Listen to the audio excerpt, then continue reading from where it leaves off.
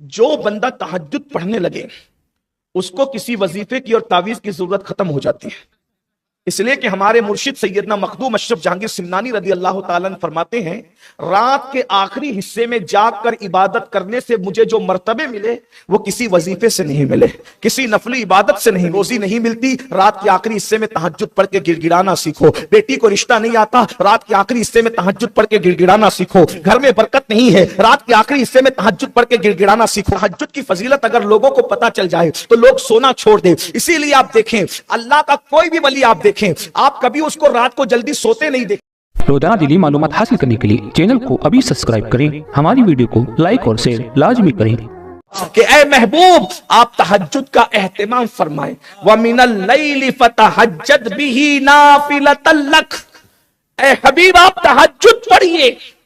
اس سے پتا چلا کہ نبی پر تہجد پڑھنا فرض ہے، ساری امت پر 5 وقت کی نماز ہے اور رسول اللہ پر 6 وقت کی نماز فرض ہے۔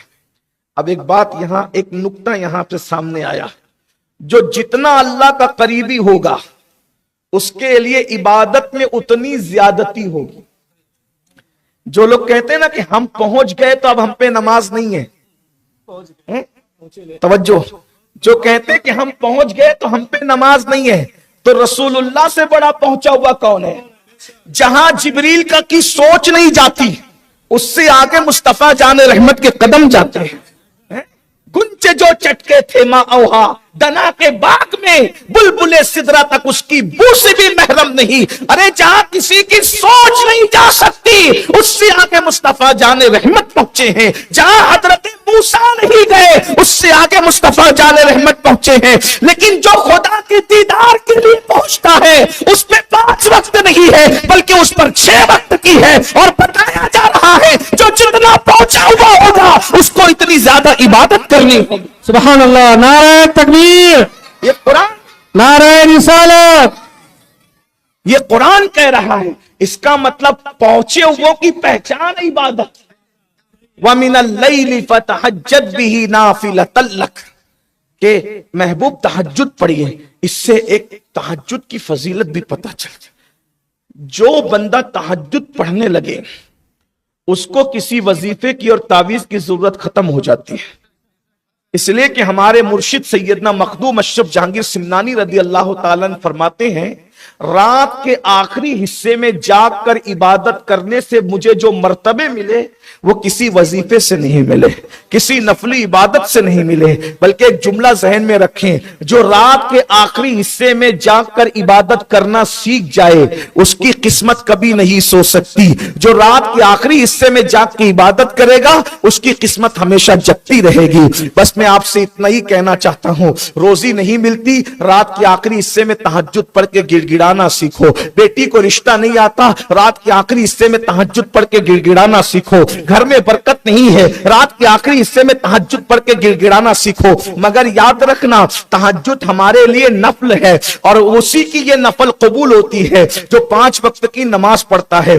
ورنہ نہ فجر پڑھی نہ عشاء پڑھی اور تہجد گزار بن گئے تو یہ نہیں چلنے والا۔ اس کا مطلب بالکل ایسے ہی ہوگا کہ آپ نے بنیاد نہیں رکھی اور سیدھے دیوار بنانا شروع کر دی، تو جس کی بنیاد نہیں ہوگی اس کی دیوار کیسے تعمیر ہو سکتی ہے؟ بنیاد جس کی ہوگی اسی کی دیوار ہوگی، تو فرض بنیاد ہے اور نفل اس کے اوپر کی دیواریں ہیں، تو لوگ فرض کو چھوڑ کر نفل کے پیچھے بھاگتے ہیں۔ بہرحال یہ الگ عنوان ہے۔ تہجد کی فضیلت اگر لوگوں کو پتا چل جائے تو لوگ سونا چھوڑ دے، اسی لیے آپ دیکھیں اللہ کا کوئی بھی ولی آپ دیکھیں آپ کبھی اس کو رات کو جلدی سوتے نہیں دیکھیں گے، اور اگر وہ رات کو سویا ہے تو رات کے آخری حصے میں آپ اس کو سوتے نہیں دیکھیں گے۔ لیکن افسوس میں اس قوم کو تہجد کی فضیلت بیان کر رہا ہوں جو قوم فجر کی نماز میں آنے کو تیار نہیں ہے۔ یاد رکھو اللہ کے بندو، اگر مقدر جگانا ہے تو اللہ کے لیے جاگنا سیکھو، بس کچھ یاد رہے نہ یہ رہے، یہ بات ضرور یاد رکھو، جو اللہ کے لیے جگتا ہے اللہ اس کی قسمت کو یہاں بھی جگا دے گا وہاں بھی جگا دے گا۔ قسمت جگانے کے لیے اللہ کے لیے جگنا سیکھو۔ اللہ اکبر، تو قرآن کہتا ہے اے محبوب وَمِنَ اللَّيْلِ فَتَہَجَّدْ بِهِ نَافِلَةً لَكَ، آپ رات کے آخری حصے میں نفل کا یعنی تہجد کا اہتمام کیجئے، محبوب پہ فرض ہے۔ اور پھر فرماتا ہے کیوں؟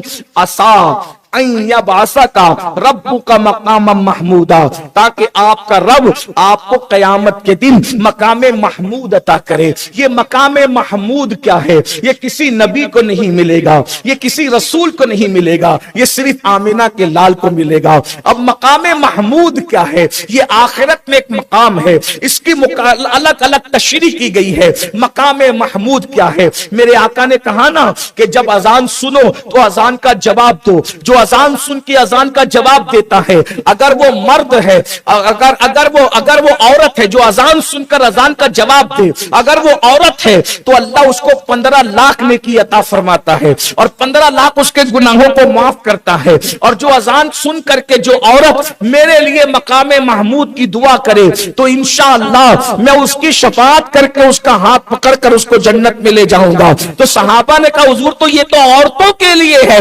मर्दों के लिए क्या है? फरमाया मर्द अगर अजान का जवाब दे तो अल्लाह उसको 30 लाख नेकी अता फरमाए, 30 लाख उसके गुनाहों को माफ करे। और जब वो मेरे लिए मकाम महमूद की दुआ करता है वजबत लहू शफाअती, उस पर मेरी शफाअत वाजिब हो जाती है। तो मकाम महमूद की दुआ क्या है?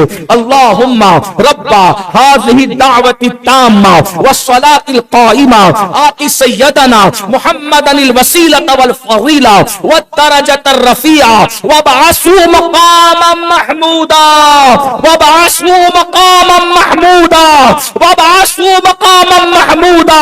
ये दुआ करने का हुजूर ने हुक्म दिया है, इसकी बड़ी बरकतें हैं। और जितनी देर तक तुम अजान का जवाब देते हो उतनी देर तक अल्लाह का दस्ते कुदरत तुम्हारे सरों पर होता है। और अल्लाह फरमाता है मेरे बंदे तू मुझसे जो मांगेगा मैं तुझे अता कर दूंगा। तो अजान का जवाब देने के बाद हुजूर के लिए जो मकाम महमूद की दुआ करे और फिर उसके बाद अपने लिए जो दुआ करे अल्लाह उसकी दुआ कबूल करता है। तो ये मकाम महमूद क्या है? नंबर 1 मकाम महमूद ये है, आका फरमाते हैं उस दिन अल्लाह मेरे हाथों में हम्द का झंडा देगा। उस दिन अल्लाह अपने हबीब के हाथ में झंडा देगा। तवज्जो, झंडा देगा अल्लाह ताला। इसका मतलब कयामत के दिन भी झंडा है।